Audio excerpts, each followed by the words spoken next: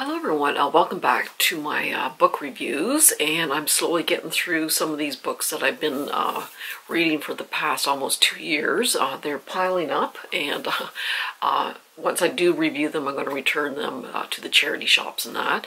Someone did mention about a Kindle, and I do have a Kindle reader actually. I've had it for quite a few years, and I did read quite a bit off of it, but I don't know, there's just something about holding a real book in your hands and turning the pages, and I just like reading a traditional book over a Kindle. If I can't find a certain title, I will go onto my Kindle and purchase that, because sometimes they are a lot less expensive. But yeah, I like the feel of a traditional book. So I did go to a thrift store a couple days ago. It was right near my bank there, so I popped in and I got a couple of really good books. This thrift shop is called Bibles for Missions. I know they have stores throughout Ontario. I'm not sure about the rest of Canada, but if you do have one, they do sell books. And they're anywhere from maybe $1 to $3. And the hardbacks are like $3–4 at the most. So I did get these 3, and one was for $2. A couple were for $3. And the first one I purchased is The Memory Keeper's Daughter, and this is by Kim Edwards. And this takes place in a winter night in 1964. That's the year I was born. It was a good year. So a blizzard forces Dr. Henry to deliver his own twins. His son, born first, is perfectly healthy, but the doctor immediately recognizes that his daughter has Down syndrome. For motives he tells himself are good, he makes a split-second decision that will haunt their lives forever. So he asks his nurse to take the baby away to an institution.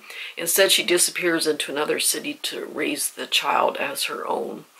So it's a brilliantly crafted story of parallel lives, familial secrets, and the redemptive power of love. So it's gotten very good reviews in that. So there's that one. Oops. And then this is Something in the Water by Catherine Steadman. And Aaron is a documentary filmmaker on the brink of a professional breakthrough. Mark's a handsome investment banker with big plans. Passionately in love, they embark on a dream honeymoon to a tropical island of Bora Bora. They enjoy the sun, the sand, each other, and then while scuba diving in the crystal blue sea, they find something in the water. And then the last one is How to Stop Time by Matt Haig, who's the author of The Humans, which I haven't read yet. So this one, Tom Hazard has a dangerous secret. He may look like an ordinary 41-year-old, but because of a rare condition, he has lived for centuries. But it's not a vampire story. From performing with Shakespeare to exploring the high seas with Captain Cook to sharing cocktails with F. Scott Fitzgerald, he's seen a lot, but after 400 years of reinventing himself, he just wants an ordinary life. Well, I'm only 56 and I want an ordinary life, so anyway, it took him quite a while to realize that, I guess. So he catches the eye of a captivating woman at the dog park, and at that point everything begins to unravel. Caught between the danger of discovering the desire to build a real life, he learns what he can have might just be the thing that saves him, so I thought that sounded kind of interesting. So those are the purchases from the thrift store. I do have about 3 different orders coming from the BOOKOUTLET.CA. They are located in St. Catharines, Ontario, which is, I don't know, a 3 or 4 hour drive. If I'm ever in that neighborhood, they have a physical building that I would really like to stop by, but it is a really good Canadian website. There's free shipping for orders $45 and over, so if you're looking for a title, check that one out. So I did finish, these are the ones I did finish over the last couple of years. Dean Koontz. This is one of his Jane Hawk novels. So I really do like his series. The Odd Thomas series I really liked, and there was another series. The fellow was an albino. He can only get around at night. He has all these adventures in that at night. I can't remember the name of it, but I really like that series. Jane Hawk was not bad. Not my favorite series. I think there's 3 or 4 books in here. I think this is the second one or third one or what have you. Now, I read so many different Dean Koontz novels over the years. The earlier ones that he did were a lot scarier, more intense than the ones recently. So I'm not liking the ones that he's done recently as much. Probably the scariest Dean Koontz novel I have ever read is Intensity. If you like horror / thriller, like non-stop pace, and you want to get the bejeebies scared out of you, this will do it. I read this years and years ago when the kids were small and Frank was out of town with them because I had to work that weekend or something, and so I was all alone in a house, and every little creak and every little moan of the house I was like freaking out. I slept with the lights on. This one, and usually books, even scary ones, really don't do that to me too much. This one scared the crap out of me. So if you want a very intense book, I think this is probably his scariest and creepiest book. So that one, like even Dean Koontz said, that was the most intense book that he wrote.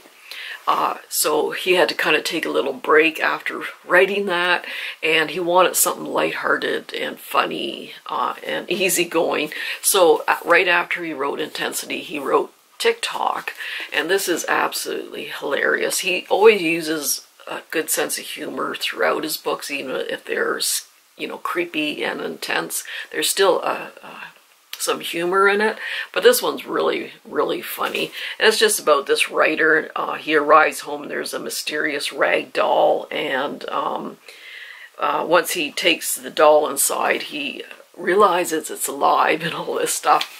It's so far-fetched, but it is absolutely hilarious. Even in the scary, intense parts, you're laughing. Like, it's really good. Alrighty.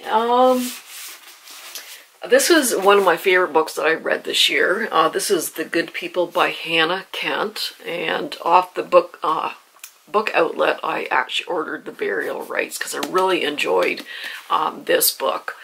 So this one takes place in 18th century Ireland, and this woman is looking after her grandson who has some disabilities, and of course they're living in an isolated village in the countryside of Ireland. They can't afford doctors, they depend on healers, etc. And yeah, this one is just so good. There's so many, they have so many superstitions. A lot of the country people in these small villages believed in fairies and superstitions and that sort of thing. So they use this healer to help heal their son. And yeah, it is just really, really good book. I mean, I just got so invested in the characters, and yeah, I really highly suggest this book by Hannah Kent. It was really enjoyable.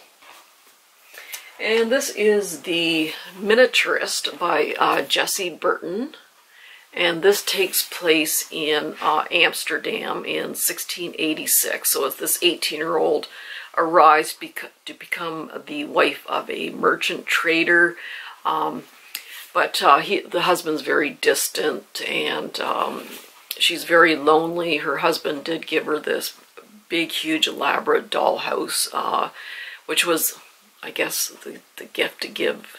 I think it kind of replicated their house, and I think it was kind of the gift to give at the time. There's a little bit of a supernatural element to it, but doesn't play I mean, it does play into the story, but it's just more what happens to this particular family, and there's quite the twist in that at the end. So really enjoyed that one. Precedent Child, they make some of my favorite books. I get so excited when a new one comes out. I do like their series with the FBI agent Aloysius Prendergast. He's my favorite character of fiction, basically. He does have this series. It's a Gideon Crew novel. It's not my favorite series of theirs, but it's pretty good. It combines history and science and adventure and that sort of thing. So I don't mind them. They're not my favorite Precedent Child, but they are pretty good novels. And this is by Jenny Colgan, The Bookshop on the Shore. So this single mother lives in London, and she just wants to get away from the hustle and bustle. So she moves to the Scottish Highlands, and she works at this bookstore right on Loch Ness. And she's also an au pair for this family that lives in this very large manor. The mother has passed away and the father is very distant. He's not coping well, so she's kind of an au pair for the 3 children, and then she works at this bookshop at times too. So it was actually a really good book. A lot of interesting dynamics with the family and that sort of thing. And this is by Danielle Calla, We All Fall Down. So this takes place in Italy, and a NATO infectious diseases expert is urgently summoned to Italy by an ex-lover to examine a critically ill patient, and she's stunned to learn that the disease is a recurrence of the Black Death. So she has to track down patient 0, and then they stumble across an 800-year-old monastery in a medieval journey that might hold the secret to the present-day outbreak. So I think we can all relate to an outbreak by now, right? The Stopped Heart by Julie Meyerson, another really good book I really enjoyed reading. So a grieving couple seeks refuge in a country cottage, but the cottage has its own history of tragedy. So it's one of those novels that takes place in present day in this particular house, and it kind of switches back and forth from the present to, I think it's like 150, 200 years ago, what happened to a family in that same house. So this, during a storm like a couple hundred years ago, this stranger shows up at this family's door, and they take him in thinking that he'll just stay for, you know, a few days and move on, but he ends up staying, and he wreaks havoc with this family.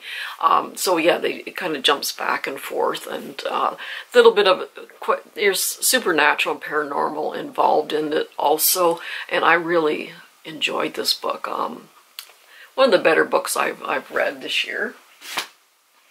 And then James Rollins, one of my favorite writers. He does an excellent blend of adventure, science, and history. And now this is not a standalone book, this Crucible. There's a kind of a black ops group in the government. Very few know about them. They're like a group of scientists and soldiers, and they just basically save the world quite a few times. Little far-fetched, perhaps, but I can kind of suspend disbelief when it's a good book, so I don't mind. But I really do like the James Rollins books, if you do like that blend of history and science and adventure and that sort of thing. I really do learn. When I do read a book, I want to learn something. So that's why I really do like these. And they're fast-paced with the adventure in that. They're fast-paced. They're not dry reading or anything by any means. But yeah, I just fly through these books when they come out. And then yeah, I do like books about bookshops. The Bookshop of Yesterdays by Amy Meyerson. And I just gotta refresh my memory here. So this woman, her uncle owned a bookstore, and he kind of disappears, and then she takes over the bookstore, and she just she learns a lot about her uncle, and she has to kind of save the bookstore. It's kind of floundering, but yeah, I enjoyed it. I just, something about hanging out in bookstores and that. So anywho, so that's it for my next little bundle of reviews there. So my pile is getting smaller, and hopefully I can return that soon. So that's it. I hope everyone's doing well. Take care, and let me know what good books you've read lately, and we'll see you soon. Bye-bye.